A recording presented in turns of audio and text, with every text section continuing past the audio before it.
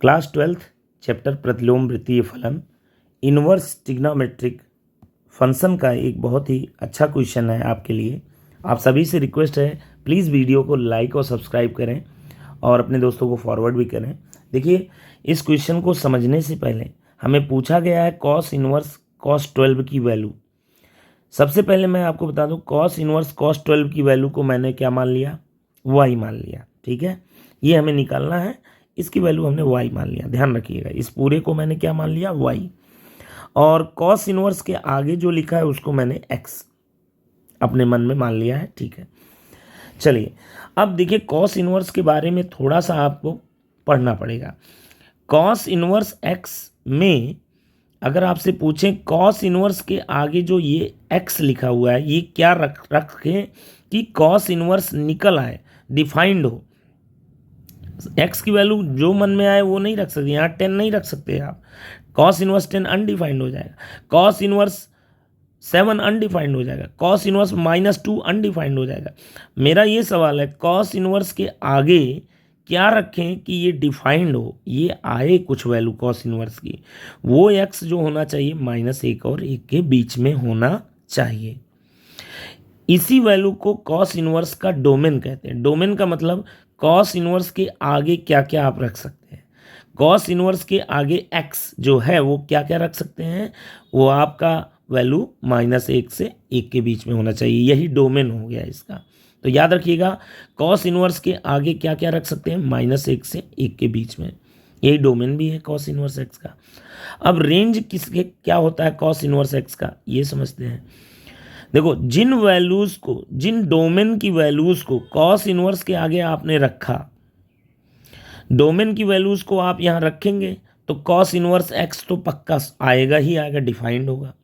Cos inverse की आगे अगर आपने एक्स जो है -1 से 1 के बीच में रखा तो ये डिफाइंड हो जाएगा।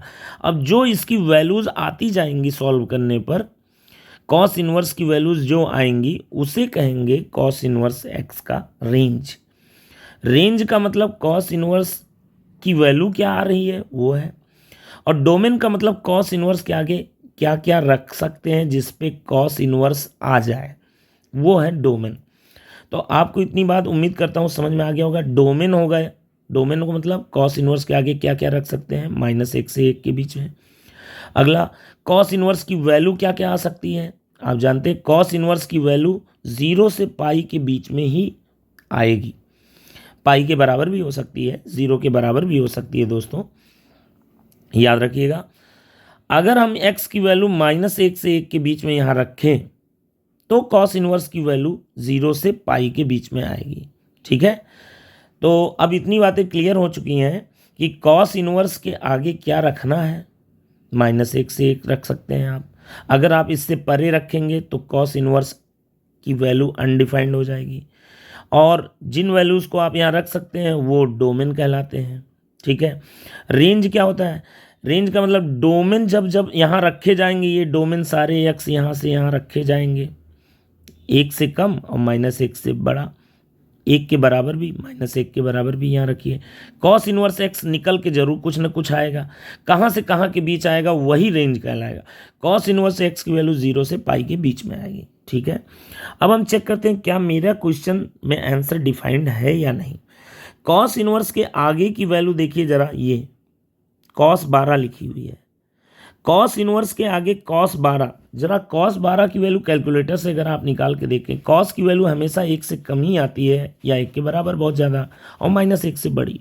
यानी कॉस इनवर्स के आगे की वैल्यू, ये कॉस इनवर्स के आगे जो लिखा है ये कंफर्म हो गया कि ये -1 और 1 के बीच में है। इसका मतलब कॉस इनवर्स का आंसर डिफाइंड होगा। ठीक है, और हमने इसको मान लिया है वाई पूरे को, तो कॉस इनवर्स कॉस 12 का आंसर डिफाइंड है और वाई इसका मतलब डिफाइंड है।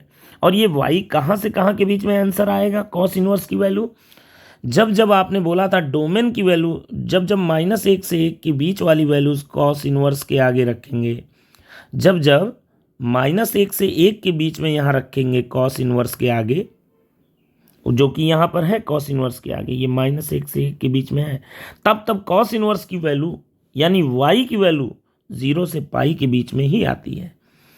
y डिफाइंड भी होगा और 0 से पाई के बीच में आएगा। तो इसका मतलब ये y 0 से पाई के बीच में आने वाला है। तो मैं cos इनवर्स cos 12 की वैल्यू जो y है वो कंफर्म हो गया 0 से पाई के बीच में आएगी। अगर हम इसे फर्दर सॉल्व करें तो cos इनवर्स को उधर ले जाएंगे तो cos 12 बराबर cos y, cos 12 बराबर cos y। टैली करेंगे तो y बराबर कितना आ जाएगा दोस्तों, 12 आ जाएगा। बट आपने कहा है y 0 से बड़ा यानी पॉजिटिव और पाई से छोटा आना चाहिए। यहाँ पर y की वैल्यू पाई से बड़ी है, पाई की वैल्यू 3.14 होती है, ये तो 12 है। तो यानी ये आंसर सही नहीं है। y का आंसर आएगा बट आप ला नहीं पा रहे हैं। y का आंसर 12 नहीं आना चाहिए, कुछ और आना चाहिए जो कि 0 से पाई के बीच में होगा। आप ला नहीं पा रहे हैं तो लाना पड़ेगा, ठीक है। ऐसा ना समझिए कि y 12 आ गया तो इसका आंसर अनडिफाइंड आएगा, नहीं भाई। कॉस इनवर्स के आगे की वैल्यू देखो, ये -1 से 1 के बीच में है। इसका मतलब कॉस इनवर्स हर हाल में आएगा सॉल्व होके और 0 से पाई के बीच में होना चाहिए।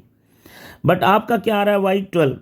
आपको लाना किसके बीच में है, 0 से पाई के बीच में लाना है। तो चलिए दिक्कत क्या हो रही है यहाँ पर वो समझिए। cos y बराबर cos 12 जब है तो y बराबर आपने 12 लिख दिया। अगर किसी तरीके से यहाँ cos 12 के जगह इसी के बराबर cos 12 के ही बराबर कुछ ऐसा मैं लिख दूं cos में ही कि ये एंगल जो है पाई से कम हो जाए और 0 से बड़ा रहे। जैसे फॉर एग्जांपल अगर मैं यहाँ पर इसको हटा के cos 0 से पाई के बीच में, 0 से पाई के बीच में ऐसा कुछ एंगल यहाँ पर 12 के जगह पर मैं लिख दूँ, जैसे π/2 यानी लिख देता हूँ cos, मैं लिख देता हूँ 1, ठीक है, cos 1। तो मतलब अब ये आपके सुटेबल रेंज में आ गया। अब टैली करेंगे तो y 1 आ जाएगा और y 0 से पाई के बीच में होना चाहिए। तो ऐसे हालात में y आपका स्वीकार हो जाएगा, एक्सेप्ट हो जाएगा। तो वही हमें ढूंढना है। cos 12 की जगह ऐसा क्या लिखें, cos 12 की जगह ऐसा क्या लिखें कि यहाँ पर cos के आगे का एंगल 0 से पाई के बीच में, क्योंकि यही आंसर आएगा जो यहाँ पर है, वही आंसर बनेगा। जो cos के आगे है वही आंसर बनेगा, ठीक है। cos के आगे 12 है, 12 आंसर बनना है, बट स्वीकार नहीं है। तो ऐसा बनाओ cos के आगे कि ये 0 से पाई के बीच में आ जाए। तो y भी 0 से, y अगर ये 0 से पाई के बीच में आ गया तो y भी 0 से पाई के बीच में आ जाएगा और वो सही हो जाएगा, ठीक है। तो cos 12 को cos में ही लिखना है। अब देखिए वो टेक्निक क्या है, ताकि यहाँ पर 12 की जगह पर क्या आ जाए, 0 से पाई के बीच का एंगल बन जाए। तो देखिए पहली बात तो y बराबर 12 नॉट पॉसिबल, क्योंकि y पाई से कम 0 से बड़ा होना चाहिए। अतः हम cos 12 को ऐसे रूप बदल कर लिखेंगे ताकि वो cos 12 के बराबर भी हो, परंतु cos का जो एंगल है वो 0 से पाई के बीच में आ जाए। चलिए उसके लिए टेक्निक क्या है ये देखिए। हम जानते हैं cos theta cos 2n pi minus theta के बराबर होता है। क्यों? अगर विश्वास नहीं हो रहा है तो n बराबर 0 रख के देखिए। n बराबर 0, यहाँ n इंटीजर है, ध्यान रखिएगा n इंटीजर है, n इंटीजर। अगर n बराबर 0 लेंगे तो ये पूरा खत्म हो जाएगा, ठीक है। cos minus theta cos theta के बराबर होता ही है। इसी प्रकार अगर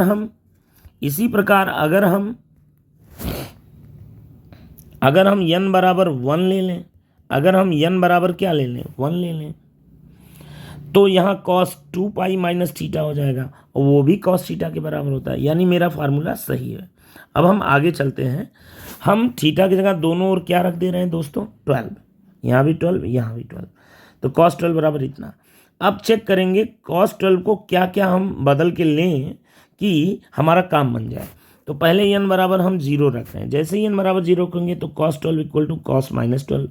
बट cos 12 के जगह ये cos माइनस 12 नहीं लिख सकते। अगर आपने लिख दिया इसके जगह cos माइनस 12 लिख दिया, होता तो है बराबर दोनों, cos 12 की जगह क्यों नहीं लिख सकते, cos माइनस 12 लिख सकते हैं। बट अगर आपने लिख दिया तो टैली करेंगे y बराबर क्या आ जाएगा, -12। फिर आपका रेंज से बाहर हो जाए, y की वैल्यू पाई से कम और 0 से बड़ी होनी चाहिए, जो कि ये नहीं है। समझ में आया, जो कि ये नहीं है। तो इसलिए n बराबर 0 आपका लेना फ़ायदेमंद साबित नहीं हुआ। अब हम n बराबर 1 लेके देखते हैं। तो cos 12 बराबर, यहाँ पे n बराबर 1 लीजिए, तो cos 12 बराबर cos 2 पाई माइनस 12, ये भी सुटेबल नहीं है, क्योंकि अगर cos 12 की जगह cos 2 पाई माइनस 12 यहाँ लिखते हैं और फिर टैली करेंगे तो y बराबर क्या आ जाएगा, 2 पाई माइनस 12, वो निगेटिव है जबकि y पॉजिटिव होना चाहिए। इस प्रकार अब n बराबर हम 2 लेंगे, जैसे ही 2 लेंगे यहाँ तो 4 पाई माइनस 12 हो जाएगा, cos 12 की जगह cos 4 पाई माइनस 12, ये सुटेबल है, क्योंकि यहाँ पर इसकी वैल्यू अगर आप चेक करें सॉल्व करके 0.56 आ रही है, जो पाई से कम है और 0 से बड़ी। अगर आप cos 12 की जगह ये लिख देंगे तो आपका काम बन जाएगा।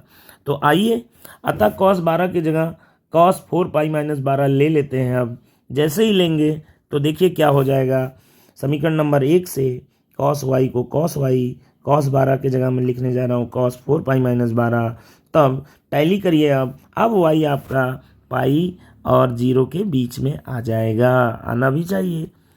तो यहाँ से y बराबर 4 पाई माइनस 12। आशा करता हूँ ये क्वेश्चन आपको अच्छे से समझ में आया होगा। काफ़ी बच्चों को ये परेशानी होती है, आपसे फिर रिक्वेस्ट कर रहा हूँ कृपया वीडियो को लाइक और सब्सक्राइब जरूर करें। धन्यवाद।